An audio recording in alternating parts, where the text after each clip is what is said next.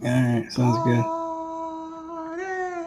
And we're live with another episode of BS Busters. We're not joined by our by one of our normal panelists, Pinky Don. Instead, we're joined by Kenoshi Abominito and the stupendous and illustrious and just always a joy to have on the panel. Jewel Rider Moonstar. So, without much ado, let's have the lady introduce herself, then the gentleman, and then we'll dive into it. Welcome, ladies and gentlemen, boys and girls of all ages. I'm Joy Lemon. So welcome to the BS Justice Midweek podcast, and we're going to go into something personal. Yeah, we do have some personal things to go over. But next, Kenoshi. It's Kanashi Abominito here to say about to be on another one of these BS Busters. It's good to have you, sir. So, with that being said, we have a cast. We have a good cast going on this week. Um, Now, of course, this is a fun slash special cast. So, um, I guess we should first, tackle the rumors that there's a Switch Pro. Um, I'm sorry, I can't hear that usually without person to chuckle somehow. yeah, it's. I mean, the fact that people keep on thinking this and they keep on saying it, and people are actually like, They're trying to hope for the Nintendo systems in order to try to be like the Sony and Microsoft, which we all know how that works out when they try to make improved versions. they want 1.5 upgrades. Like, I personally do not want 1.5 upgrades to my console, but that's just me. But I Yeah. mean, I guess we can start. I mean, what are your thoughts on this, Kenoshi? Since you're a hardware guy. Nintendo's been doing a lot of weird things, and I wouldn't put it past them to try to do something like this anymore, just because, well, Nintendo, sometimes they're unpredictable. I mean, we could say, well, uh, simply put, this just could be a new 3DS situation or a Game Boy Color situation where they just make minor increments to the CPU and GPU, but they won't leave the OG, the people that have the original system out in the dust. Um, so uh, but at the same time, uh, the PlayStation 5 and Xbox One X, or the Xbox Series X, that's coming out soon. So they're probably going to need some kind of something to entice people away from those systems. Yeah, but at the end of the day, it's not about enticing. It's not because the thing is like the niche that the Switch is fulfilling is not the same niche that Sony and Microsoft are going after. Yeah, So why spend resources trying to do? It would be the equivalent of me with my three small locations trying to compare with Dave and Buster's. Dave and Buster's is basically like a massive. It's like Chuck E. Cheese for adults. yeah. Huge I was gonna make spaces. the joke that I was gonna make the joke that you're trying to go against the arcades with the Chuck E. Cheese in a sense. They're basically an ultra arcade, and I'm basically like a step up from a pizzeria back in the day that maybe had like, you know, 6 or 7 arcade machines in the back. You know what I mean? Or in the front, wherever, like the parlor area. Like I'm a step up above that. I'm a step above that. But still, I'm not Dave. I can't look. Listen, look. I mean, to get a little You raw can't here, beat I'm a D and D. normal I dude mean trying to DMB. compare to porn stars. I ain't, it's. I'm good for a normal dude, but I ain't no porn star. I was about to say you're getting saucy there, but I get the point. I mean, Nintendo's a normal dude. And well, actually, that's not true. That you get, but I mean, basically, they're playing a completely different game. I still don't, and I don't see. It doesn't make sense for them to alienate their fan base. To alienate not the fan base, but to alienate people. Because really, okay, if they put out a new Switch this year, what do you think the people who bought the new Switches last year and the Switch Lights will pay $200, $300 for new Switches, for the updated Switches last year? Like, how are those people going? Oh, I can hear the sodium. The sodium will run forth like an ever-flowing, I think. Those people are going to be very upset, is what I'm saying. Okay, that's all I'm saying. Okay, they're going to be very, very upset.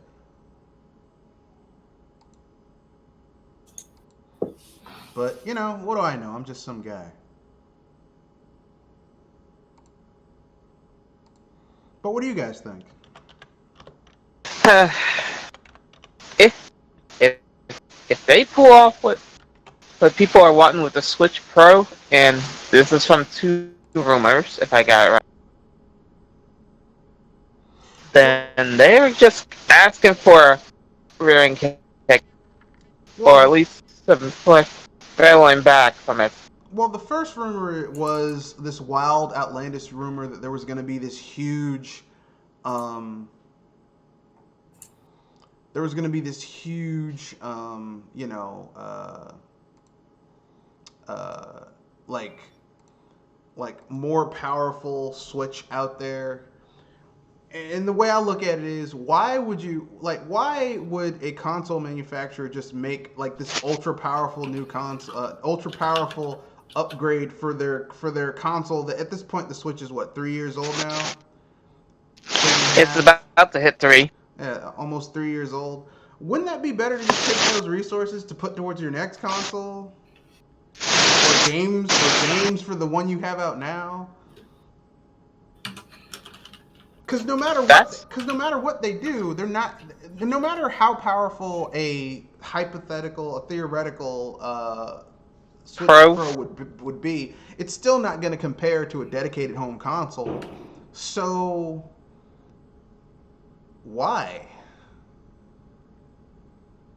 I was going to say that the Switch is basically more of a handheld to some, and a console to others. Personally, I consider it a console, handheld console, no less. But still, why try to make it so powerful if it's the only one of its kind, and there's no real competition for it? I don't know, but some people are weird like that. But that's just my own personal opinion. I know some people could disagree. Yeah. At least I express my own opinion about it, because I consider it a big joke. So I guess with that being said, I guess we can move on to our next topic.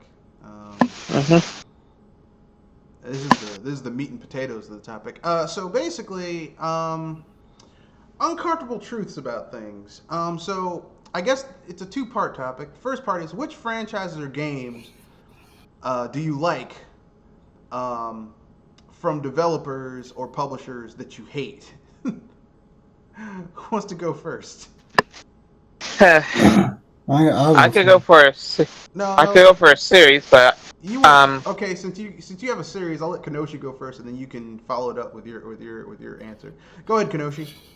For the first part of the question, Kingdom of Amalur, that's published by EA. Yeah. EA is for the most part a pretty terrible publisher. Has become a pretty terrible publisher in the past few years. Changed their microtransactions and other stuff. And I would say the other game probably, I don't really hate this game per se, but I don't, compared to the other games, it's kind of a toss-up between Mario Odyssey and Mario Sunshine. They're weak entries to, the 3D Mario games. So, weaker entries.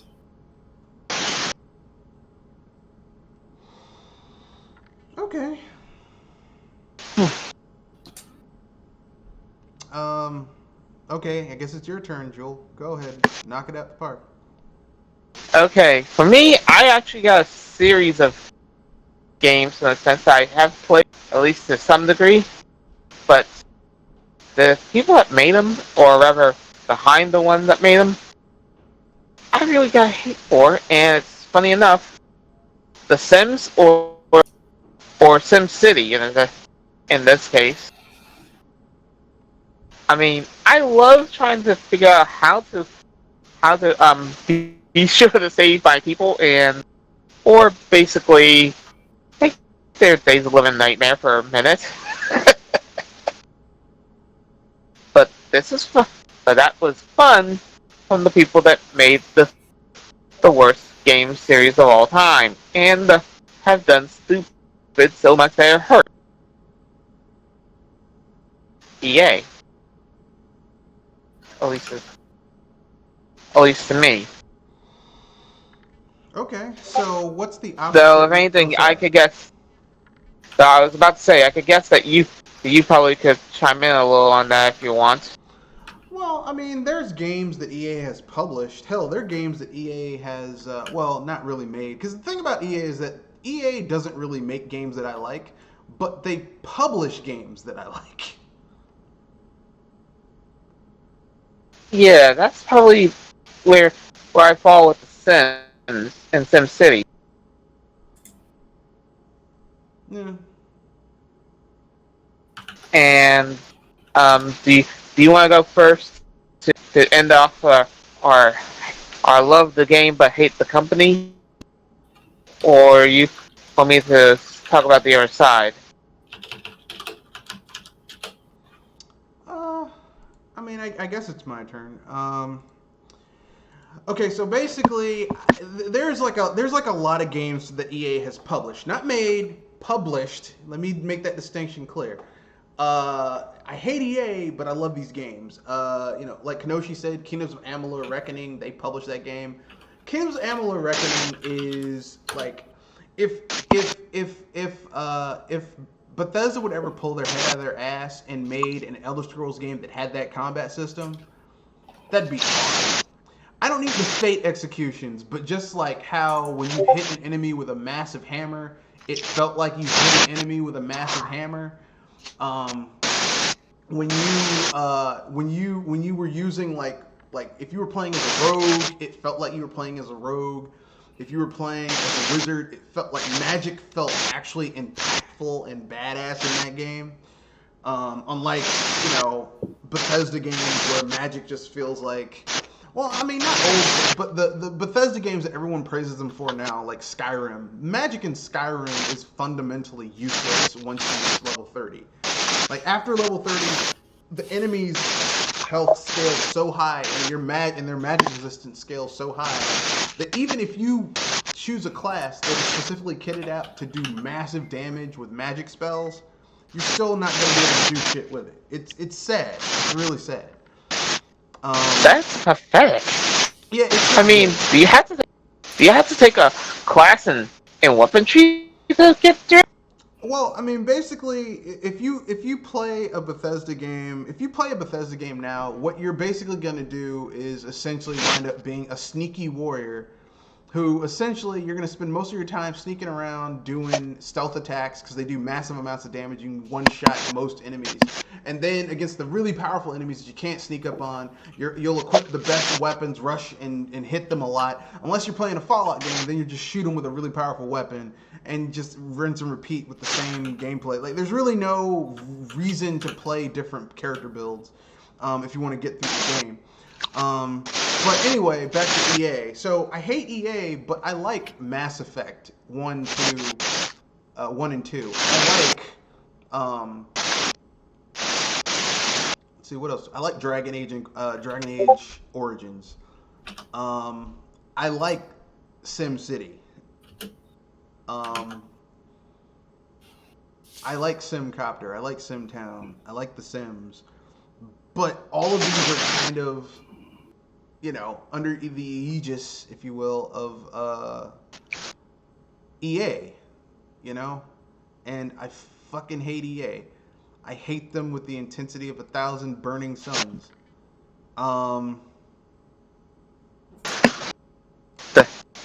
In that case, I think we all got an EA hate. You could almost say I have a hate boner for EA. a hate boner. So yeah, I don't like EA.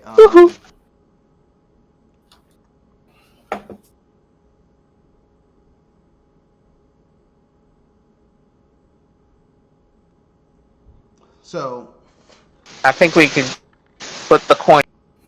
I got some more games. Microsoft. I don't like Microsoft, and yet I've really been enjoying.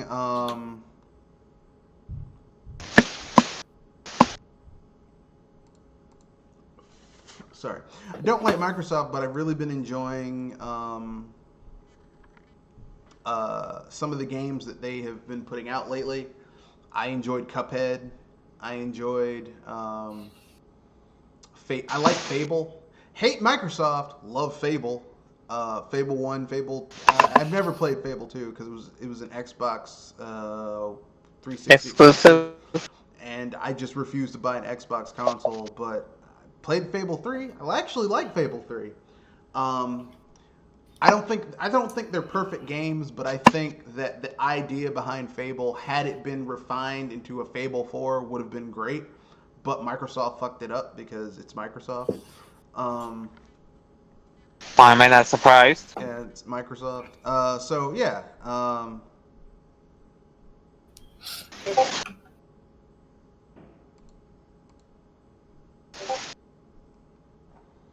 But that's my own biases. Gripes. Well, that's my own thing going with. I know everyone's gonna have. I make the joke that you own onions, but yeah. Those are my own personal opinions. I know some people will disagree. But with that being said, I guess we have to go with the other end of the spectrum, which is what games do you absolutely hate from developers / publishers that people love? No, I already said mine. Oh, from publishers that games that you hate that publishers and developers that are really liked. Yeah. Yeah, I already said mine. Mario. I guess I don't absolutely hate them, but they're just the games that come to mind. Mario Sunshine and Mario Odyssey, just because I thought they were it's games that I enjoyed when I played them, but I just don't see myself ever going back to them. Yeah, it's hard to go back and enjoy it. Yeah. I'll tell you. Well, a franchise I've hated or grown to hate just for the fact that these developers went in a whole different direction that I wasn't particularly happy with, and that is the Uncharted and The Last of Us franchise by Naughty Dog. Naughty Dog to me used to be they used to be an interesting developer. They made games that were out there, mechanically speaking, but they were somewhat out there and imaginative, and but now it's just kind of like we got to do these realistic, mature, hardcore, even though they're not hardcore. It's just all almost dude bro like games. Yeah, it's just like everything's a button prompt. So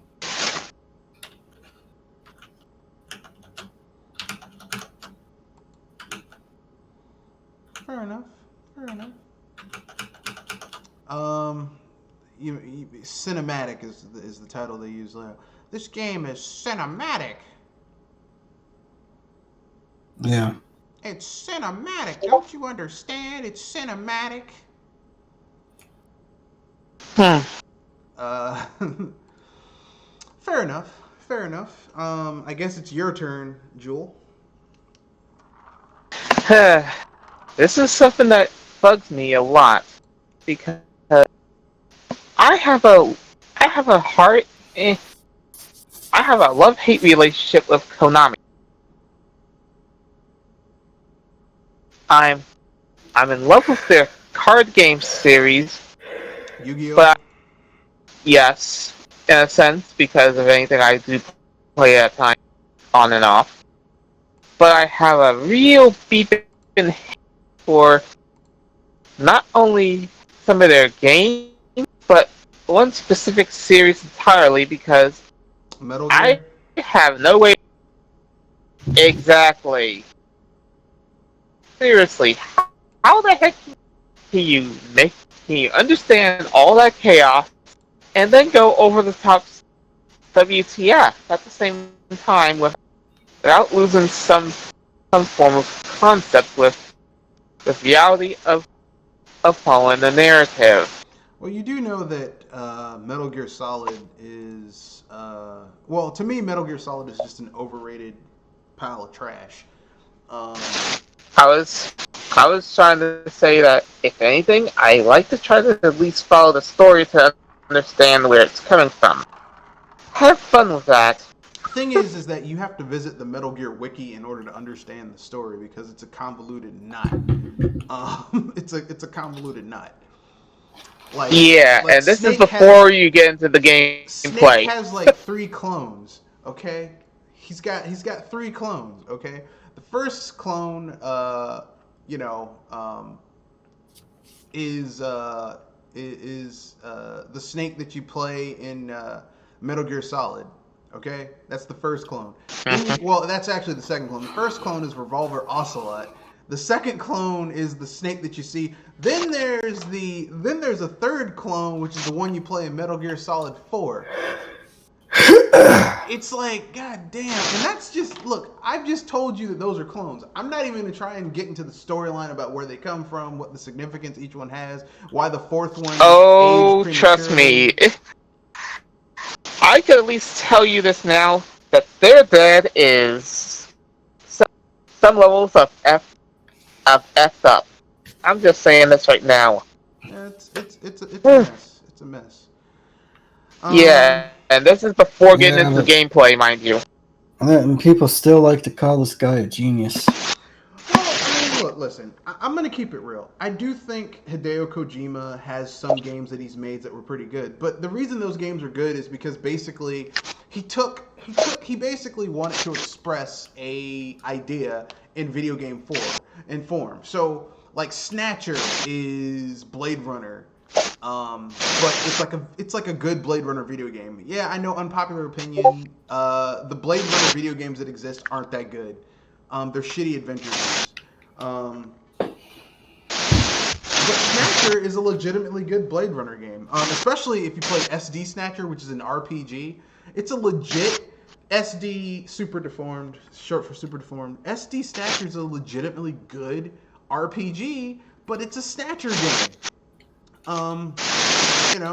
What? Police Nuts is Lethal Weapon in space. Literally, and it works. It's like, you would think this is gonna be stupid, but then you play it and you realize this is actually a good game. It's an adventure game, but it's fun.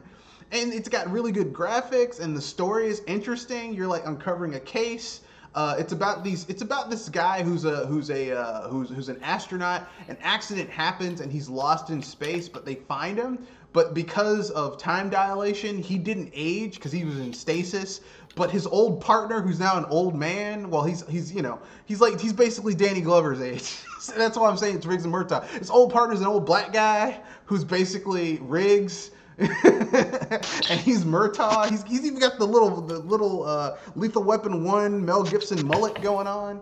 It's Police Nuts. It's Riggs and Murtaugh in space, and it works. It's fun.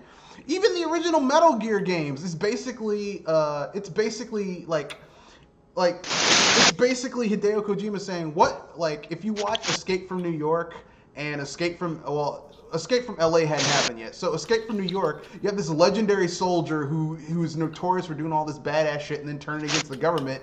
But he used to be a legendary soldier. What happened?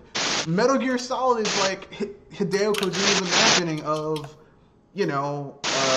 like how badass this guy was before he went bad. So, the first 2 Metal Gear games are actually pretty good.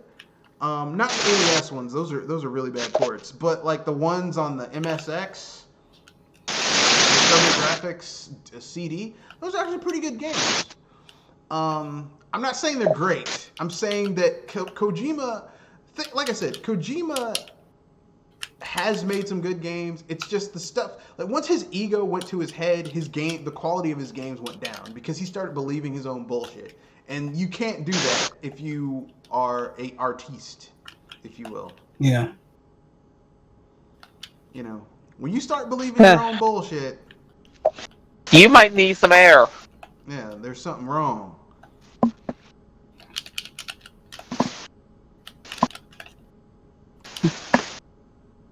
Isn't that cute? But it's wrong. You know. But yeah. As I said, I have a love-hate with Konami, but if anything, it's understandable when you know two game series that they work. I mean, it's like I said. I don't think that he's the worst.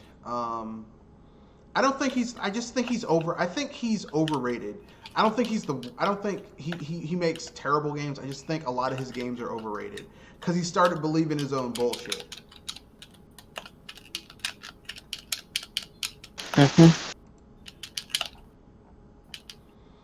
And like I said, when you start believing your own bullshit, it's a problem. No kidding. But yeah, I guess I can. I guess it's my turn. Say you're the last. Yeah, I'm the last one. So basically, here's some games / franchises from companies that I actually like, but I don't like. I like the companies, but I hate these games. I don't like Mario Party. Mario Party. I have not liked. I never was really liked Mario Party in the beginning.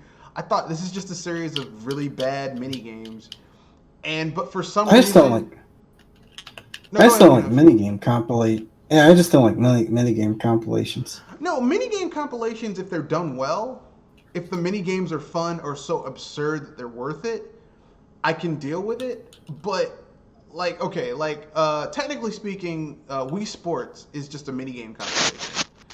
So that wasn't bad. WarioWare minigame compilation. But it's fun and they're short and it's kind of interesting seeing what's going on and the games are so absurd. It's like man, did I just pick this girl's nose? Like that was the game, just picking this poor little girl's nose. And there was like a little story going on, like helping Dr. Kilgore work out after he drank a really bad potion because he's got to work that shit out literally. That's a nice little story going on with gameplay and stuff like that. The WarioWare series is always that weird one. Yeah, that makes me wonder who the heck made this again. Yeah, minigame compilations don't bother me. It's just Mario Party is it's so stale and stagnant and like the franchise never really changes. It doesn't get better. They don't add anything. Like there's anything new with it. Like here, I'm gonna pitch you something real quick about a Mario Party. What if they made a Mario Party game where instead of you have traditional mode where you play on boards, but what if they had like an adventure mode where you're walking around in the Mushroom Kingdom in the various different, you go to different areas, right? And there's like inhabitants, and you can you basically go and you're on a quest where it's kind of like Mario RPG, except your combat, instead of being like, a traditional fight, you do these little mini games. Are you wanting Dokapon Kingdom? It's kind of like Dokapon Kingdom, except the mini games aren't quite as frustrating and all or nothing type stuff. That'd be interesting. I had to ask because. And each character, you choose your starting character, and each character would have their own, maybe you start as Mario and Luigi, and over the course of the game, you recruit other characters, and they all have special abilities. Like, Mario's pretty well balanced. Maybe his special abilities, he pulls out a super mushroom, turns into Super Mario, and his jumps do more damage. Like, when he wins in party games as Super Mario, he gets more coins. Because coins are your... are your currency, Currency. also your health. So you run out of coins, you got to start at the beginning of the area again, something like that. That sounds more interesting than the shit they've been doing Mario Party for the last few years, 20 plus years at this point. I'm gonna have to object to you on one part, and that is mini-game bonuses. Because seriously, you really want people to be biased and trying to grab a certain character? Well, no, because the special abilities would have a cooldown. So generally speaking, the more powerful the special ability is, the longer the cooldown. So let's say Mario's thing where he updates himself, that can only be done once, right?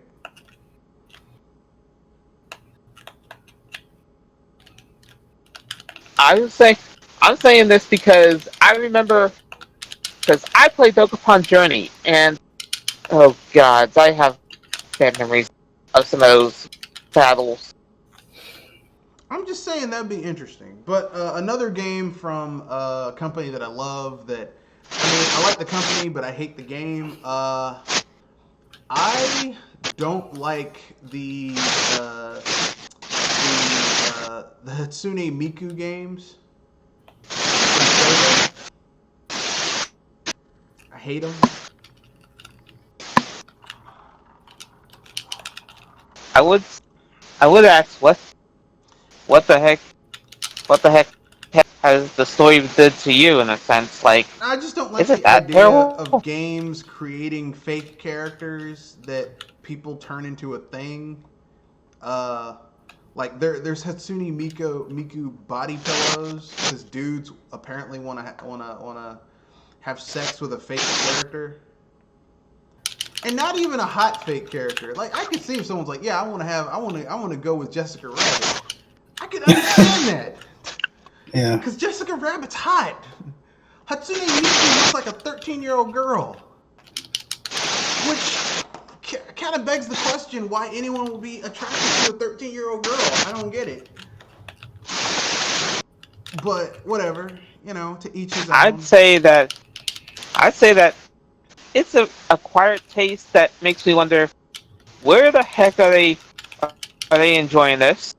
Japan. Of course. I'm sorry, I couldn't hold a straight face for that one. It's Japan. Because no place else would someone care about a fake idol manufactured to be cool. Like no one else would be like, oh my god, it's a fake character that doesn't actually exist.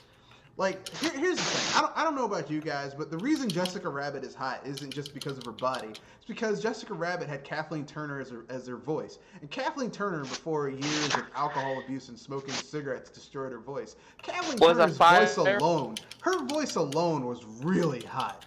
Like you just listen to her talk, and it's like that's a bedroom voice right there.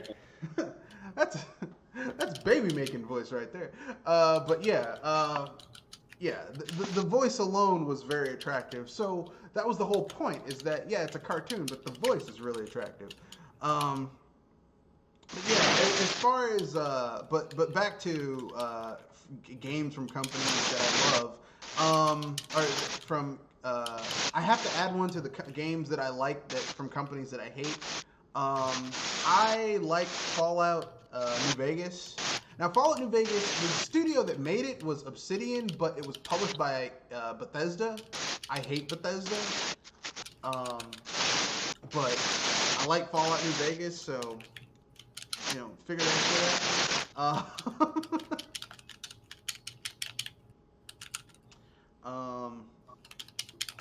I like Dragon Ball Z 3 Dragon Ball Z Budokai 3. I love that game. It's made by Atari. I hate Atari, but I love that game. Yeah. That's like the best. Yeah. Oh, I got some news about Atari that I probably am not going to be enjoying telling you. Me and my friends probably spent like 100 million hours on the game. And that game still holds up. That game, yeah. I recently dug into my GameCube collection and plugged that game in and played it. That game still holds up. It's still really good. It's responsive. Is it like Dragon Ball FighterZ? No. But here's the thing: Dragon Ball Fighter Z is essentially like it's quality. It's basically Guilty Gear with a Dragon Ball Z skin. Dragon Ball Cast. Yeah. So I mean, that's not really like a Dragon Ball game. It's a Guilty Gear game with a Dragon Ball Z skin. Nothing wrong with that because Guilty Gear, in my opinion, has some of the finest 2D fighting you'll ever have in a more traditional 2D fighter, one-on-one 2D fighter. But I mean, Budokai is a Dragon Ball Z game. Budokai 3 is totally a Dragon Ball Z game, and you can play as your favorite Dragon Ball Z characters. You can play as Goku, Gohan, Piccolo, who's my favorite Dragon Ball Z character is Piccolo. Yes, I said it. My favorite Dragon Ball Z character has been, will always be Piccolo. I know some people... They've done Piccolo dirty. Yeah. Dirty. I was about to say, they did mostly every character that is not a Saiyan. Lower beep. They did Piccolo dirty because they basically Vegeta took the spot of that Piccolo was gonna have. Vegeta took it over, and people really liked Vegeta for some reason, even though like most of the Vegeta. I was gonna say between Vegeta and Goku, I'm surprised they are married. Well, no, what I was going to say is most of the major problems that basically, like, most of the major problems that mess up, Vegeta? No, most of the major problems that mess up like, most of the major issues that have caused major issues in the Dragon Ball Z series, like, after this, like, after the beginning of the Saiyan saga are Vegeta's fault, and yet he gets redeemed despite him not earning it, which pisses me off. You know what I mean? Oh, thank you for reminding me. Seriously, you let Cell get Android 18. Literally, you let and not because he fucked up. He let him do it. Okay. The reason Frieza knows about the Dragon Balls is because Vegeta told him. The reason that Cell became Perfect Cell is because Vegeta let him eat the androids because he wanted to fight the most powerful enemy he could. The reason Majin Buu got out was because Vegeta helped him do it. It's like all of this really fucked up shit where tons of people die horrifically. Vegeta's pride dick has been erected so high that he caused trouble for everybody else that's it's shat. And yet people love this motherfucker. Yeah, Vegeta, he's awesome. He literally should have been killed. Really, you could have saved a lot of problems if you just let Krillin kill this fucker. You had him right there. No, he's strong. Look, just let Krillin kill this fucker, please. Please let him kill him. Yeah, please. And that's one of the things I get on Goku's case about. Seriously. Well, that's the same problem Goku has too. He just lets him. He just lets everybody. Yeah. You know. That's the problem. That's why I really wish they had gone with their original plan and let Goku die at the end of the Cell Saga, and then end it there, and then like jump like 10, 15 years in the future and have Gohan have to step out of his father's shadow. Because, I mean, the whole point of GT was that it was going to be Gohan and Trunks stepping out of their father's shadow. Because Vegeta's a piece of shit. And Goku's is an idiot. Not the smartest person in the world. And basically, them becoming their own people. That would have been awesome. And it would have been a really interesting dynamic that, like Vegeta finally does some shit where he's gone too far. And Gohan's like, you know what? Because of you, my father's dead. Because you basically let Cell reach his perfect form. I'm tired of your shit, and I'm going to do what my father should have done years ago. Your ass is dead, and I'm going to do it. And like that would have added some tension between Trunks and Gohan. Like they have to help each other on some journey, you know, some complicated hero's journey. But they also like Trunks hates Gohan because he killed his father. That would have been awesome. But no, we got GT with Kid Goku and Goten. It was stupid. And Videl Pan. It was dumb. It was fucking dumb. It was a goddamn waste of time. It was like literally there was no reason for GT to exist because you didn't even get any good video games out of it. Nope. I was about to say, where are the video games? That there's series. some GT video games. They're just bad. Ouch. Yeah, it's not that GT doesn't have video games. They're just not good. Explains a lot then. But yeah, Dragon Ball Z Budokai 3 it still holds up. The story mode is great, where you go around finding the Dragon Balls and recreate part of the show. It actually had fighting, unlike Tenkaichi, where all you really do is just you shoot Kai blasts until you build up your Kai meter enough to keep people off you until you can build up your Kai meter enough to pull off a special attack. It's lazy. It doesn't, the ethos, which is why I liked Dragon Ball Z before everyone's power levels got so high that they just shot energy balls all the time, when they actually had to fight. It's the reason why Dragon Ball is so much better than Dragon Ball Z, because people actually had to fight in Dragon Ball. Legitimately, that people had to fight. Yeah, and the power creep in Dragon Ball was a lot more realistic. Like, the first time you saw Goku fight Daimao Piccolo, and Daimao Piccolo kicked his ass, it was the first time in Dragon Ball that you saw them fighting Dragon Ball Z style, because basically Goku was completely fucking outclassed by Daimao Piccolo. He's like, I can't, this motherfucker's hitting me, he's going over behind me, he's knocking me in the air, this dude he's on a completely different level than I am. And all he had to do was learn to get better. He had to get good. And he had to learn from Dragon Ball's gay couple that lived in the penthouse apartment with the talking cat. And yes, I'm aware that I just made the insinuation that Kami and Mr. Popo and that cat Korin. They get along pretty well. And Mr. Popo are gay, and that Korin is their cat. And, you know, if that turned out to be true, would you be surprised? Really? Not a single... Mr. Piccolo. Mr. Popo. I love you, Kami. I miss you, Kami. Because if he wasn't gay, he'd be like, is that old fucker gone? We gonna call some women up here, get some sensu beans. We gonna party like it's 1999. Yeah. No.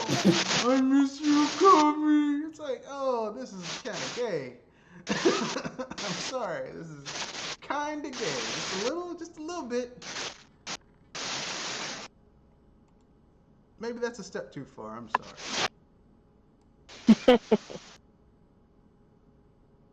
But anyway, yeah, Dragon Ball Z.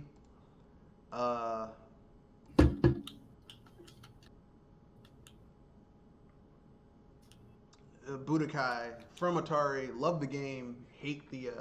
Love the game. Don't like Atari. Let's see. What's another game from a company? A game I love from a company that I hate. Let's see. No, that's about it. I mean, I'm sure I could think of more, but we got to move on to the next topic. So, I guess we can keep it moving. So here's some news for you. So Google Stadia has been out for about 2 months now. And it has nothing to show for Actually, it. it's 3 months. Actually, a month and a half. Well, almost 2 months, and they have not a damn thing to show for it. So I'm gonna have a. Can I laugh now, because this is some funny BS that even I can't imagine. I can imagine it. I'm not surprised. I'm not surprised at all.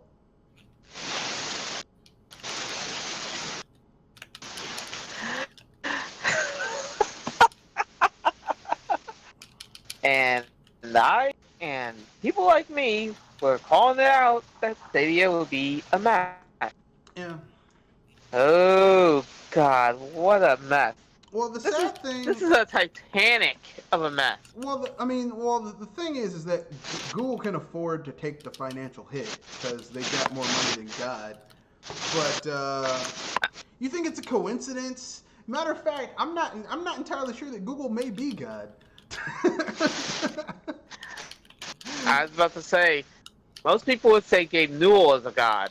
No, I'm gonna tell God. you why Google may be God. Cause think about it, okay? God says no idols before me. What's the biggest search engine in the world? Google. Every other search engine that came before it, every search engine that tries to muffle in on that territory, Google's like, I don't think so. Google, and don't they say God knows everything? Put something into Google, they'll find it out. They'll give you the information right there. Matter of fact, Google may have a step up on God because you can actually ask it questions and it will answer the shit. That's an actually funny line there. So look, but I'm being facetious. The fact of the matter is that Google should have known better, and they released this shit half cocked. They really should have pushed they should have pushed the release of this at least I would say at least 6 months, even a whole year. Like had they released it this year, after they had tested it and really, because they did not test that shit for long enough to make it work. They really didn't. You know, I'm not a scientist, but I'm pretty sure that wasn't tested properly. I don't think. But hey, what do I know? I'm just some guy. What are your thoughts, Kenoshi? Well, we have this discussion 10 years and we learn nothing. We learn absolutely nothing. Yeah. And, you know, it's amazing. You're absolutely right. They didn't learn a damn thing. Literally, it's the definition of insanity. Trying the same thing over and over again and never learning anything new. And they did not learn anything new. Not a damn thing. Nothing. I'd say they learned that they could get away with experimenting, or quote unquote experiment, and not have to suffer any punishment for doing so. Unlike other companies. I mean, seriously, if you're not going to stick your neck out and risk yourself on some level, what's the point of even trying to show up? I don't know about that, but they couldn't figure a damn thing. Like nothing. No kidding. Now, I was going through my Twitch Prime because I have Amazon Prime and I also have Twitch Prime, and they're trying to give away a Fallout 76 Prime Holiday Bundle from Bethesda. Wait. Yeah. Wait. Did I hear that right? They're trying to give it away. Now you know something is bad when you can't even give the shit away. That's. So they're just giving away Fallout 76? Well, No? I mean, it's like all this extra shit you can get with Fallout 76 if you have to. The problem is that I don't like Fallout 76 is such a train wreck. Yeah, Fallout 76 is such a train wreck that I'm not necessarily of the frame of mind where I would necessarily want. You know. Yeah, I was gonna ask. I was gonna ask. Do any of you guys remember that Fallout 76 was bundled with copies of a game system? I don't. Or controllers? I think it was. I don't think it was bundled with a game system. I think that maybe there were a few PC graphics cards that came out that it came with. Although, here's the thing: why would you? I was saying that people were trying to give this stuff away, as in make it free as long as you buy something else. Well, my question is, why would you want Fallout 76? I mean, considering the massive train wreck that Fallout 76 became, like, why would you want to play that game on Like, and why would you get a new Any graphics system. card and actually care about playing Fallout 76 with that? Like, generally speaking, when you get a new graphics card, it's like when you get a new TV, but you get a new TV to watch some 4:3 aspect ratio crap. No one does that. Like, no one would do that.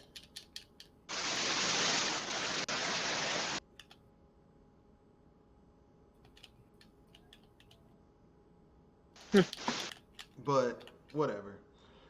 So, I guess we can keep it moving. Keep it moving. So, what do you guys think about that? What are your thoughts on Google failing utterly and entirely with Stadia?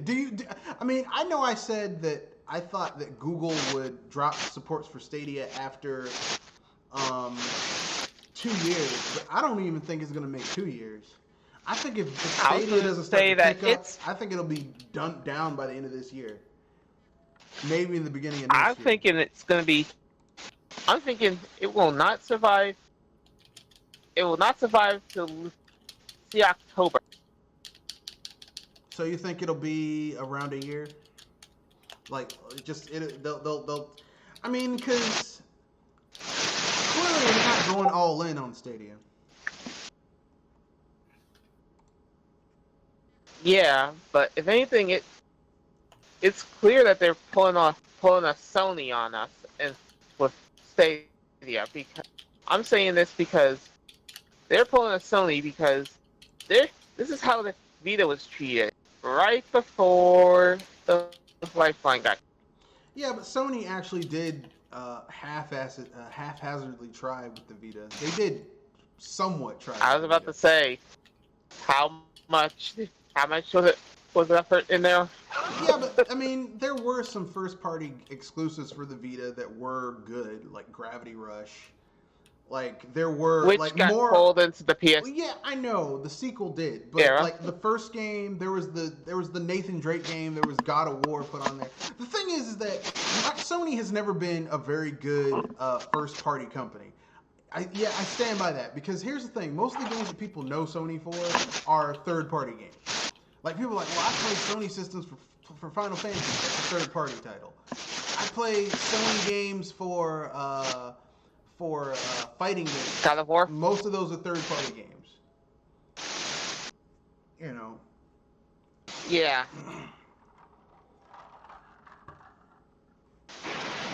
Seriously, all those third-party games. Sony's biggest first-party IP is Gran Turismo. Okay? And when was the last time that's been released? It was Gran Turismo. Well, Gran Turismo got too expensive to make because they had to license all those cars, and it was just not. It was not a good situation. I was asking, when was the last time they made a first-party game? What, Sony? Yeah. Horizon Zero Dawn. Really? Yeah, that's a first-party studio made that. They own the studio that made that. And before that, it was Spider-Man. I mean, after that, it was Spider-Man. That new Spider-Man game, because that Spider-Man game they bought Insomniac Studios, so it's their thing. They can do whatever they want to with it. I was asking that because I could barely think of any first-party games out of Sony. That's the thing. I mean, they own the studio that made. They own shit. They own the people who made Crash Bandicoot. They own Insomniac now. They own the studio that made God of War. So, you know. But here's the thing: those games get a lot of critical acclaim, but when you look at the sales numbers, they aren't. The first-party sales are getting dwarfed by third-party stuff because people don't buy. They aren't buying. People who own Sony consoles aren't buying Sony consoles for the first-party games. They buy Sony consoles for the third-party content. That's why they own, you know. And to be fair, when I did own a PlayStation, well, I still own a PlayStation 3, but you know, most of the games on a PlayStation 3 are like third-party games. Games that didn't come into a Nintendo console. So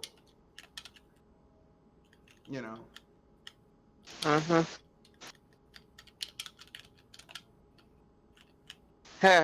Which kind of makes sense. So if anything, it kind of sends me knowing first party is near non-existent. Not really. I mean, here's the thing. Sony. Their big thing is that they want to get Sony's big business model for years was get the console in the house because they own the media. So they were getting money from the media and all that other stuff, right? They were getting money from buying CDs and DVDs and shit. The evil sorceress cursed. So okay. You know, Nintendo's the one because they have to, where like they have to make a lot of their money off of first party games because they don't have the power they had during the third, fourth gen, where they could basically be like, look, you play by our rules or else, bitch. Like, gangster. I was gonna say that they're not the mafia anymore, but they definitely have ironclad determination to try to keep in their own lane, which is both a good and a bad thing. The Yamauchi days, my way or the highway, bitch. But anyway, you have any thoughts on this, Kenoshi? Not really. What was the question again? Oh, we were just talking about how how Sony doesn't really have first party games. Oh, how they don't have any good first party. And I mean, they do have first party games, but if you look at the sales of their first party games, like this game, Last of Us sold so much, it's huge success. So if you look at the grand, like how much, like compared to the third party games on their console, third party is king on a Sony console. Yeah. Not first party. A lot of the you're right. A lot of the that Sony is known for are third parties. Final Fantasy. Yep. Being a big one. Yep. Final Fantasy 7's on everything. Well, everything except a Nintendo console. Yeah, it was. I mean, it's now. It just now. Final Fantasy 7 now just came out on the Switch. I think a few months ago. This last year. And it's not a good port either. And so it's just. And Final Fantasy VII was never really exclusive to PlayStation. No, they presented it that way, but Final Fantasy VII was on PC. Wasn't it also on the Sega Saturn? If I remember correctly. Here, let me look it up. Because I think it was on the Sega Saturn, but don't hold me that. Final Fantasy VII original release platforms.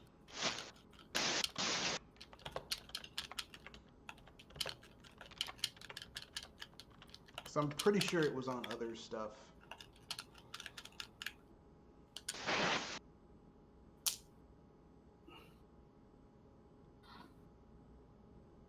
And not the remake, the original. God damn it. Motherfuckers keep on showing. I know it was on the PlayStation. I know it was on PC. I'm pretty sure it was also on the Saturn. But don't hold me to that. Yeah. Or maybe there was like a Saturn's prototype and they just didn't do it. I don't know. But I know it was also on Windows. So that's how I played the game initially. I played it on Windows. So I was like, I'm not gonna give these bastards money.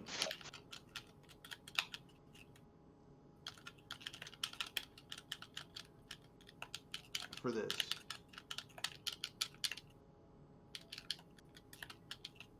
Yeah.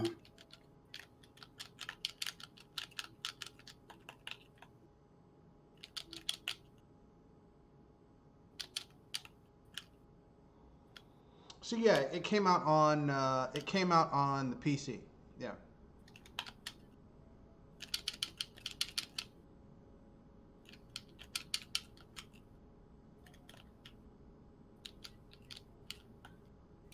But I heard that PC port wasn't particularly the greatest in the world. No, it wasn't. As a matter of fact, the PC version is the source code for the ports of Final Fantasy VII, which is why Final Fantasy VII, the ports of Final Fantasy VII are so bad because it's been ported from the PC version and not the PlayStation version. Although to be fair, the PlayStation version isn't good either. I mean, it's that game. Like, here's the thing: the people who love Final Fantasy VII, it's not a good game. I know. I don't get you guys. I don't get it. I know everyone's like, yeah, I like Final Fantasy VII. Final Fantasy VII is not a good game. It's not well made. It's not optimized. It's the reason why subsequent Final Fantasy games look so much better because basically they had figured out the hardware. It's why Final Fantasy VIII looks so much better than Final Fantasy VII. Like, ridiculously better.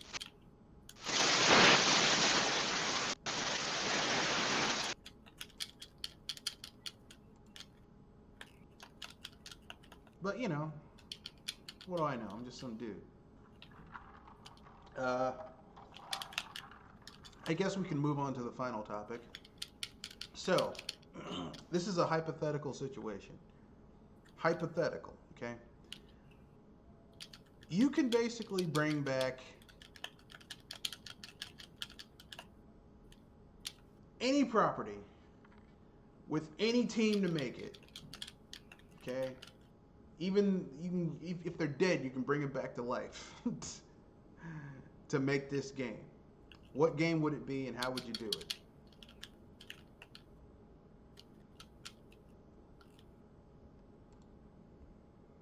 I don't know. No. I guess I'll go since Jewel is trying to get her volume taken in. Oh, there she is. Did you hear the question, Jewel? I kind of heard it, but I'm trying to be sure about it. Basically, you have all the money, all the resources to bring back the team who made these games to make a game in a franchise that's been dormant or just the quality has kind of gone downhill, whatever. What game would it be, and how would you do it? Like, what hook would you add in order to make it? Because maybe the franchise isn't perfect, but you just want to make it a little bit better or whatever. Personally, I actually would want to try to make one of the fantasy sports games come back to life. Maybe like the Striker series. Yeah.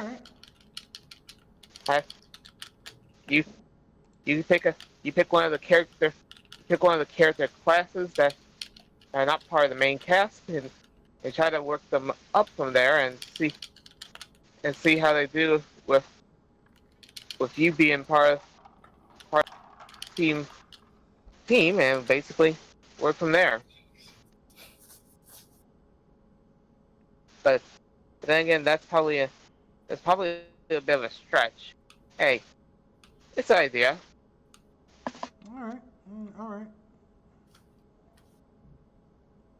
Okay, I guess it's. And you probably did your idea already, since I was. Well, I asked Kenoshi first, but he didn't have one. I guess I'll go, and if Kenoshi can come up with one or not, we can wrap things up and call it. Okay. So basically, I would make a Lufia game. I would make the biggest, baddest. When I say bad, I mean the old school, the new hip turn of cool.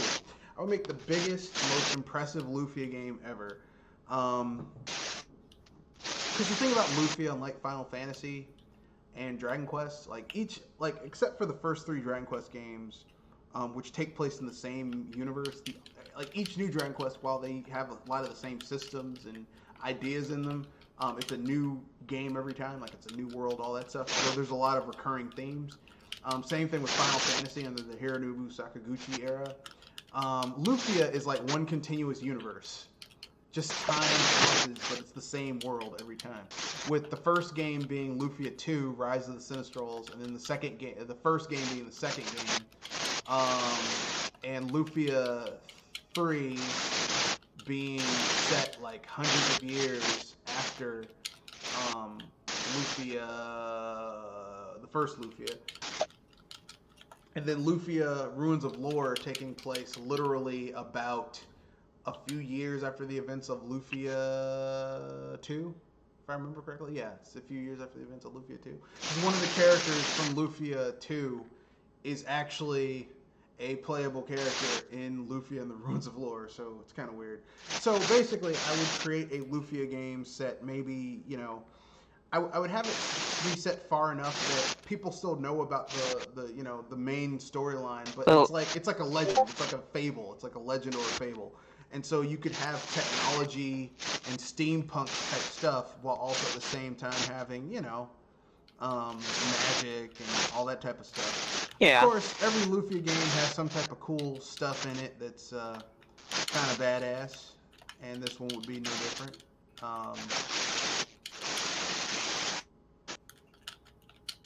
I don't know what I'd do, but it would be some awesome shit. That's all I know. I think the big thing was that you would be able to create your own character. Because most Lufia games, you're kind of stuck playing as the character you want. I think Lufia in the lore was the one that you kind of had a little bit of character customization, but it was still kind of shitty, if you will. Yeah, that actually makes some sense when you think about it. Like there's so many characters to pick from, and you're trying to stand out amongst the others, right? Yeah, I would add a class system like you had back in the day, where you basically can you have classes and you can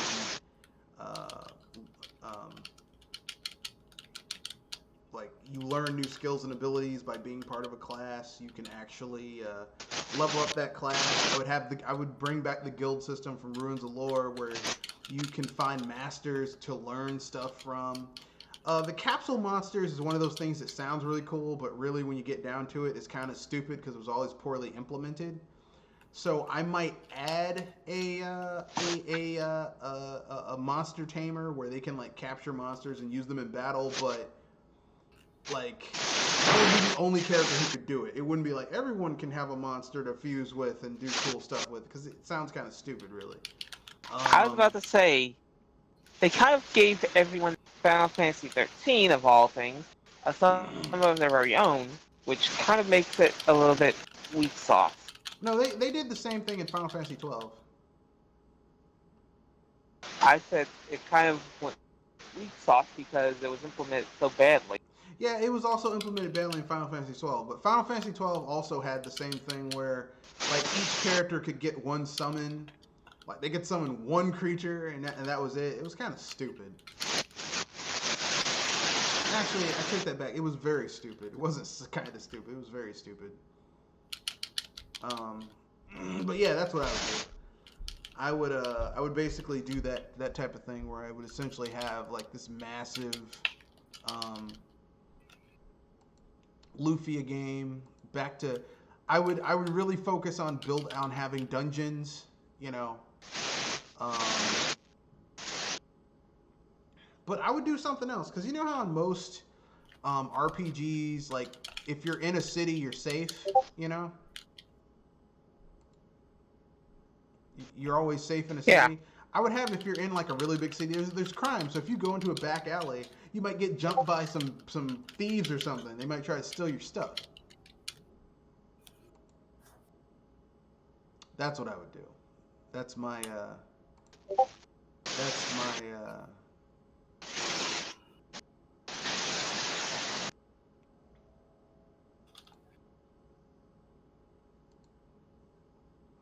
those are my personal hopes for video game fantasies to revive. Well, that's the series I'd bring back would be Lufia, because Square Enix owns Lufia, but they haven't done shit with it except for that piss poor remake of Lufia and the Ruins of Lore. That they turned it from an RPG into an action RPG, and changed the storyline around because they're assholes, I guess. I don't know. It was not a good game. So do you have any ideas, Kenoshi, or do you want to just wrap it up? We could always bring back.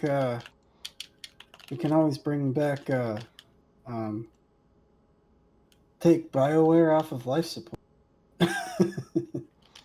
Take BioWare off of life support and make Jade Empire. Jade Empire 2. Yeah. I'd be down with that. I mean, considering I like the first Jade Empire. Although, if you play that game, the plus mode, the Dragon Master mode, yeah, where everything is just much harder than difficult. It has any business need. Yeah, like literally, the first boss you face is so OP that like they block everything. Like you literally cannot do shit to them. It is bad after you beat the game once. I was about to say that's New Game evil. Yeah, that's New Game Plus. Typically speaking, in most games, when you play New Game Plus, you're just you feel like a badass because you're kicking everything's ass. Not this game. Yeah. New Game Plus in Jade Empire is like, oh, I'm gonna kill you.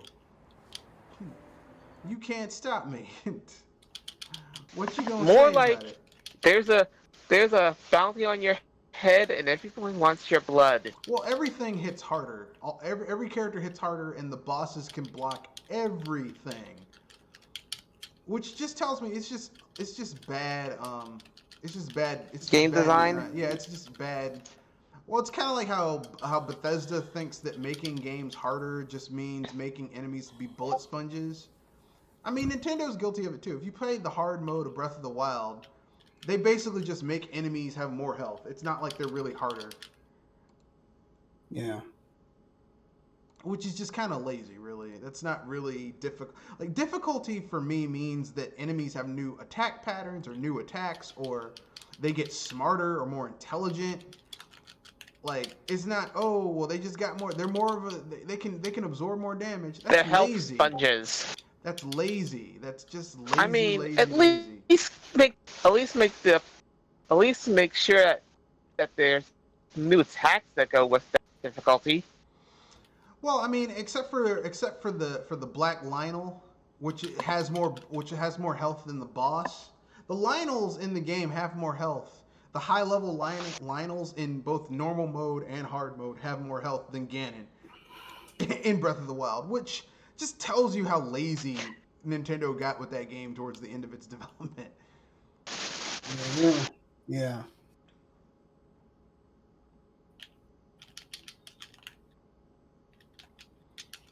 You know, and I've been really hesitant to say, you know, if when Iwata was there, this shit wouldn't have gone down like this. But I'm gonna say it. I think Iwata wouldn't have let it go down like that. Yeah, seriously. I mean, whoever is in charge now, they are clearly more the business. Yeah, person. And look, listen, I'm glad they're making money, but when the soul of the company is gone and they're making money, it kind of loses a little bit. It's diminished because any company can make money, but can you make money while also being awesome? That's a tough one. But whatever. Yeah. But that's my own personal opinion. I have to agree with you. A new Jade Empire would be awesome, dude. You know.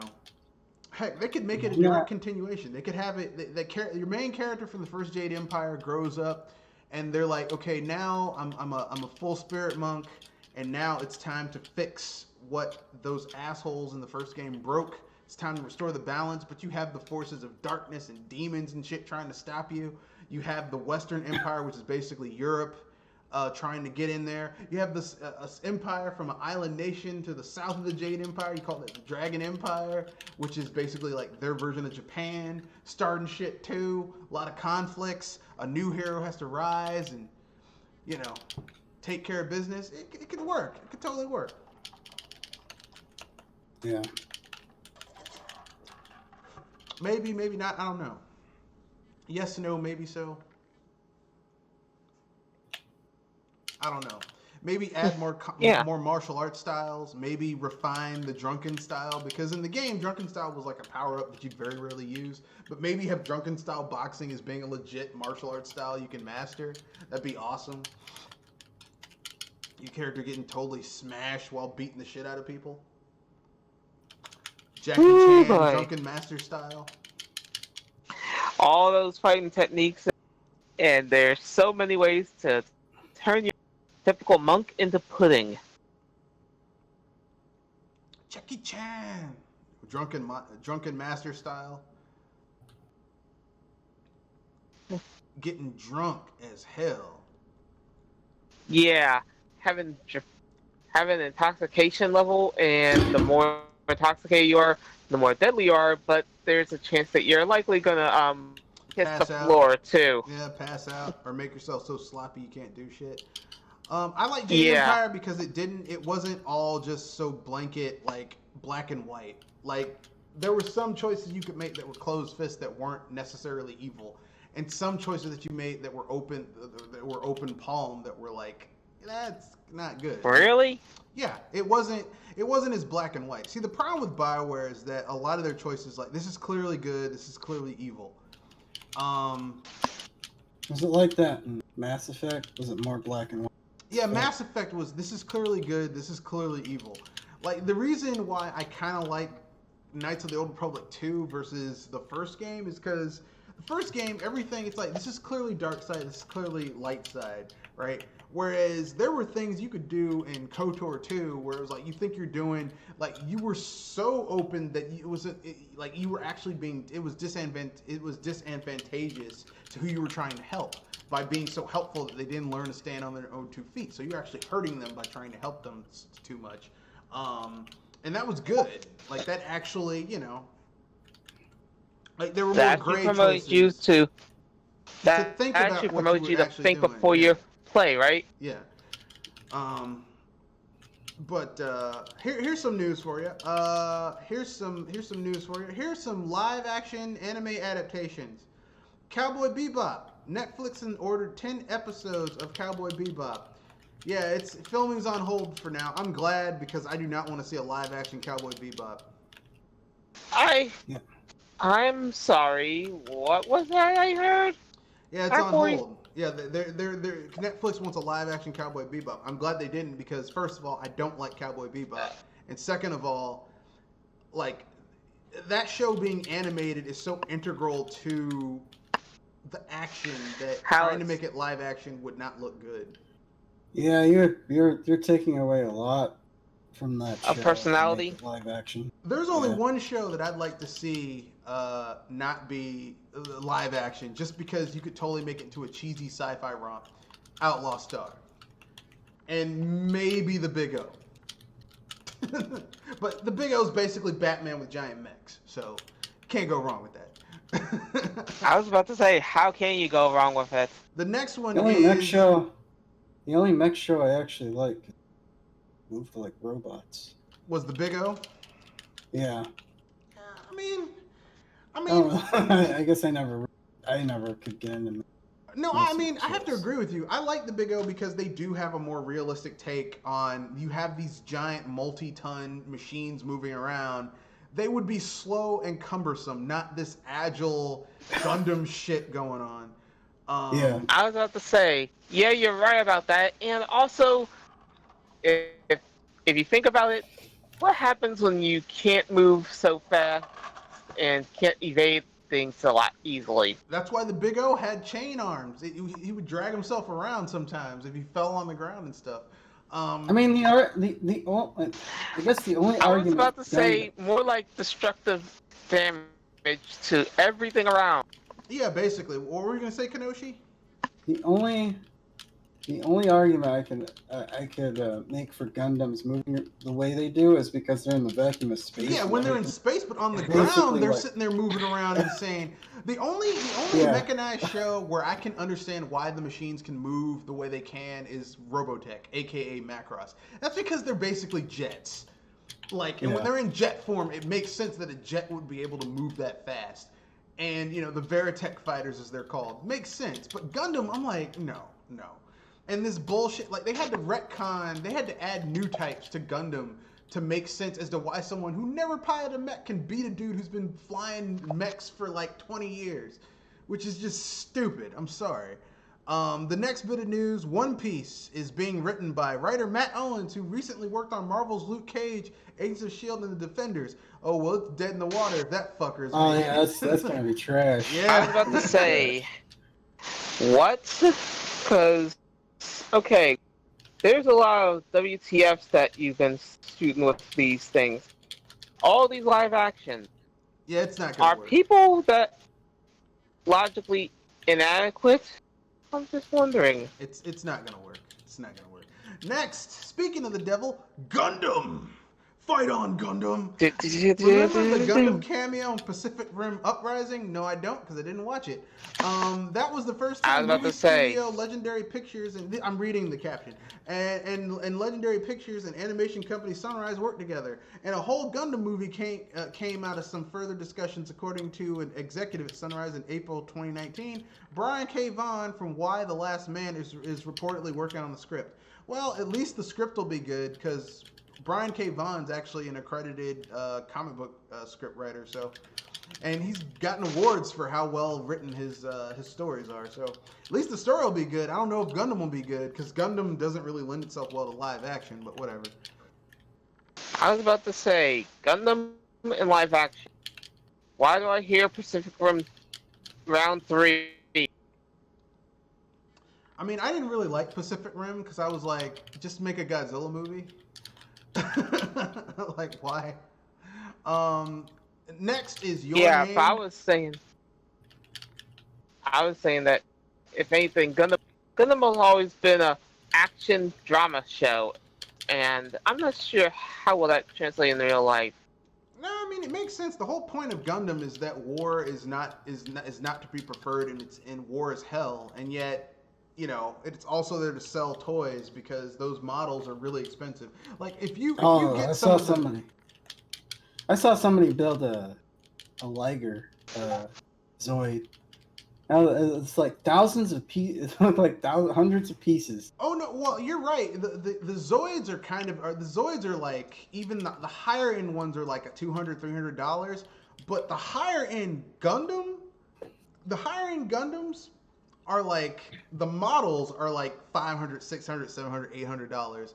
To build your own, you're looking at $400. It's very expensive. It's very expensive. Yeah, it's that's to a certain scale. They're not really toys. You build them and then put them on a shelf. They're not meant to be played with. Oh no, they're kind of a bummer. No, if you're an adult, that's perfect. If you get this shit for your kids, you're looking for... No. They're gonna break that shit, and you're gonna be cussing your kid out like a grown ass man. You little motherfucker! What? That's what you're gonna see. Sadly, I know some people get mad about that because, don't curse my child. Yeah, your child broke my Gundam.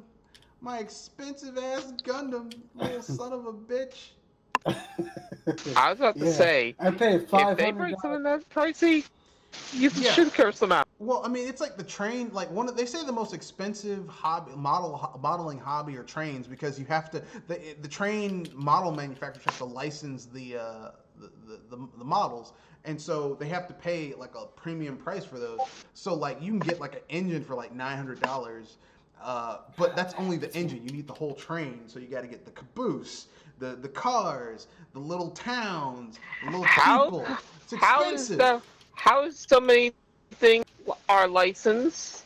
Yeah, it's all licensed except for the generic little figures. But if you're a real hobbyist, you want to get the lifelike figures that are based off of people. So that's going to be expensive. So you're looking at like 30, 40, 50, 100, 200. There's a guy who, if I remember, is like a famous, I think he's a guy who's in the band for The Who.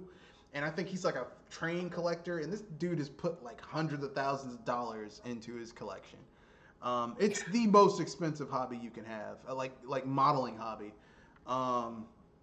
Yeah, I bow down to the shit. I really do. I'm scared of knowing how pricey some of those are. Well, I mean, when I hear people say, "Man, I spent this much money on video games," video games are cheap because as soon as you take them out the door, they're depreciating in value. Like a car, as soon as you take it off the lot, it's already starting to get cheaper. Well, if you go to a flea market or go to a garage sale, somebody's, you could probably buy a Super Nintendo, 50 games for like $20, from somebody who just. I mean, not wants that to cheap. get really The Super wants to get rid of Nintendo, it. the Super, maybe about 10 years ago.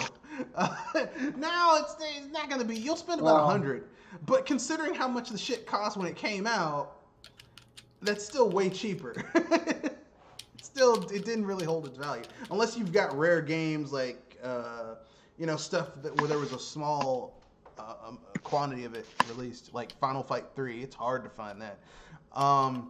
So next we've got Your Name. It's based on the anime. I'm not going to cover that. The writer though is Amazing Spider-Man director Mark Webb, so it's probably going to suck because it's Mark Webb. They're doing a Death Note sequel to that shitty first Death Note movie where they changed the ethnicity of everyone in it.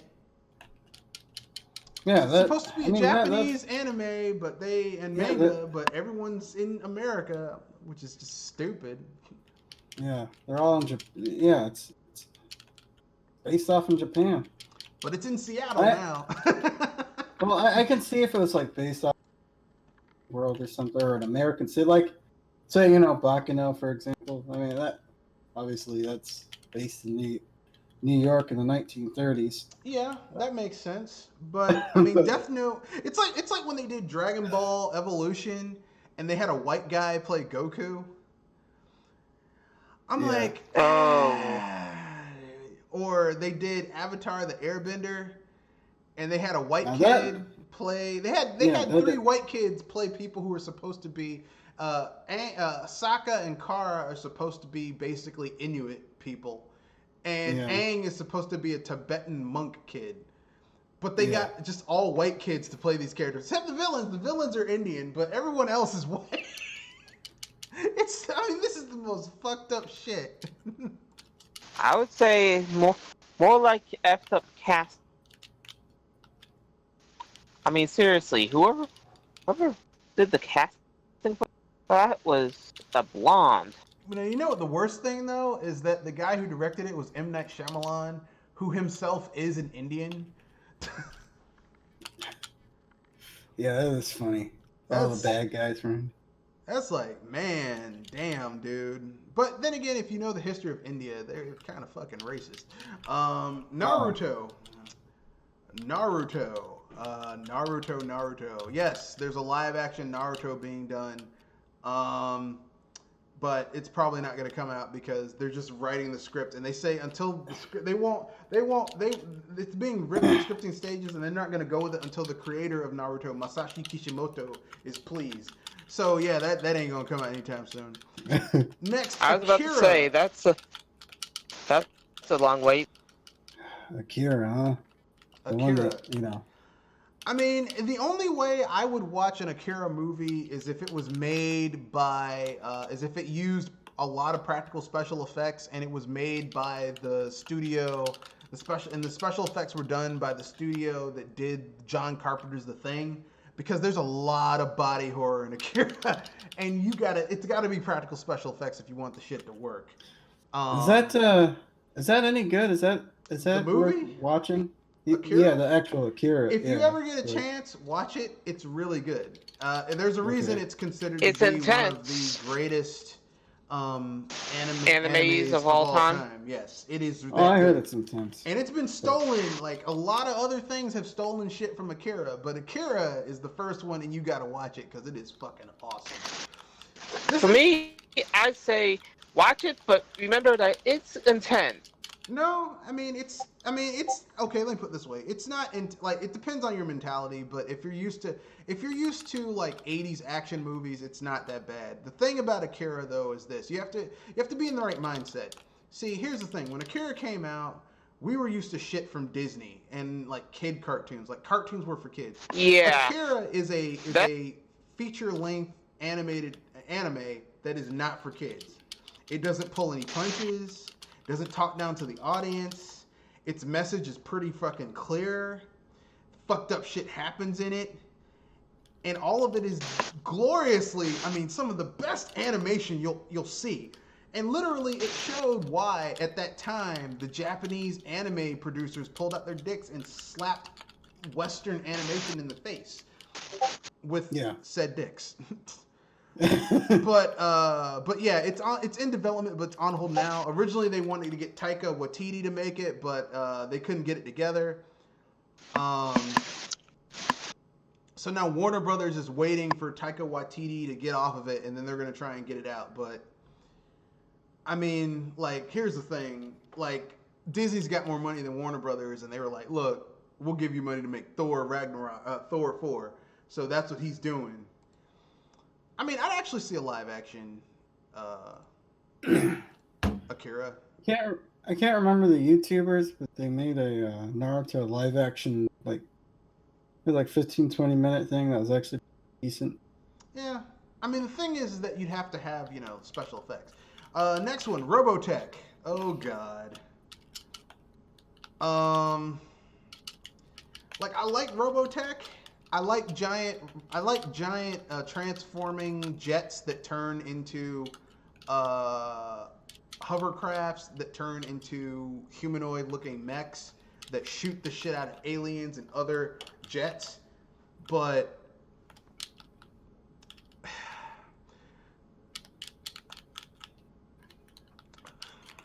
it'd probably get fucked up by somebody. A live-action Attack on Titan.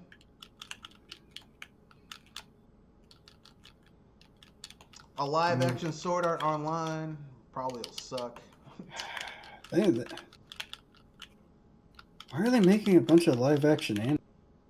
Because Hollywood has run out of ideas, and they wanna basically bring shit that people haven't seen, and a lot of people haven't seen these animes because anime is still kind of niche for a lot of people, so they haven't watched this shit.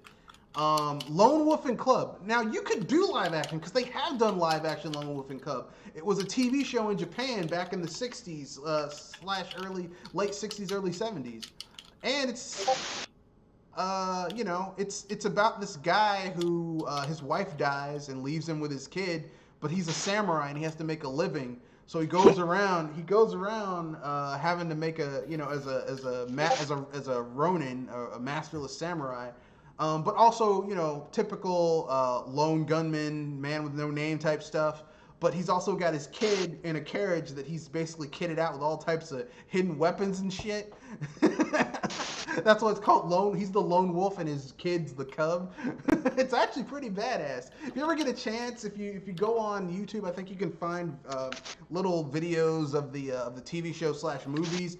I think they're from Toho or Dai. They're pretty good. The guy who's the main character is the guy who is the actor who played Ichi, Zatoichi, the blind swordsman. They're doing another Full Metal Alchemist live action film. I'm not surprised. Sounds like a terrible idea. Yeah, why would you? Oh god, never mind. They're doing Star Blazers, which, for those of you who don't know, is just a Harlock. It's a Captain Harlock movie. That's all you need to know. It's Captain Harlock, okay? Finally, they're making a live-action Voltron movie using DreamWorks to animate the Voltron cats and shit. And here's all I got to say about this: if they don't have that cheesy ass theme music when they form Voltron, with the leader going, "Time to form Voltron!" Dun dun dun dun dun dun dun dun dun. You guys form feet and legs. You guys form arms and hands, and I'll form the torso. I was about to say, form arms and torso, and I'll form the head. Yeah, he's like, and I'll form the head. It's like, what? That doesn't make any. Okay, whatever. I'm the one that knows Voltron of all things. The sad thing, I used to watch the thing all the time, but I haven't watched it in years because they keep on remaking it and it's shitty. So why watch a remake of something that's bad? But anyway, I think we've reached our full thing. Anything you guys want to pimp out before we wrap things up? Anything?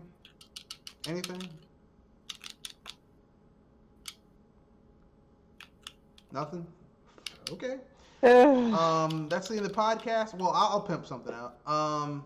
Nika is releasing a Series 2 of Teenage Mutant Ninja Turtles, Turtles in Time figurines, and they look fucking awesome. As a matter of fact, I may say that I love them. They've got Leatherhead, they've got Michelangelo, they've got Raphael, they've got Super Shredder. Not normal Shredder, Super Shredder, with his lightsaber in his hands. It's awesome. And the 4-figurine set is $90. So if you're a TMNT fan and you really love TMNT, there you go. I love TMNT, so I might get these, but that's just me because I'm a TMNT fanboy. So yeah, just try not to drool over them. I don't know. I just I grew up with that. That's what I like. Sorry. Yeah, I know. I'm just saying that don't get too overexcited because sometimes seeing such quality can make somebody lose their head. No. I can never get... Look, I'm so much of a fanboy for Teenage Mutant Ninja Turtles that, like, even that type of thing just... I love that shit. Especially, like, that 80s... those 80 Teenage Mutant Ninja Turtles. Like... Which is why I was so pissed off when Michael Bay came out with that shit.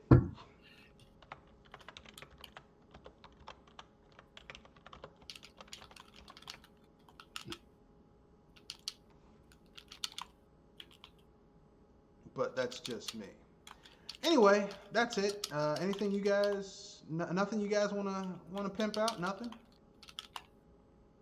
I'm actually alright with things so far, but if anything, we do got other things to settle out, like emails, Twitter, and Discord. Yes, we do, and we can do that right now. You can get in touch with the cast via Gmail at mrredfoxbsbuster@gmail.com or at Twitter at Matthew Wesley at mrredfox91 or at our Discord. Go on Discord, look for BS Busters.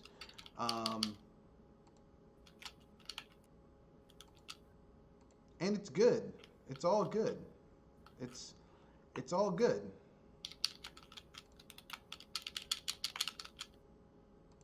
So that's the end of the podcast. Rate, comment, share, subscribe. And Don't forget to act responsibly, folks. all right. And that's the end of the podcast. Peace.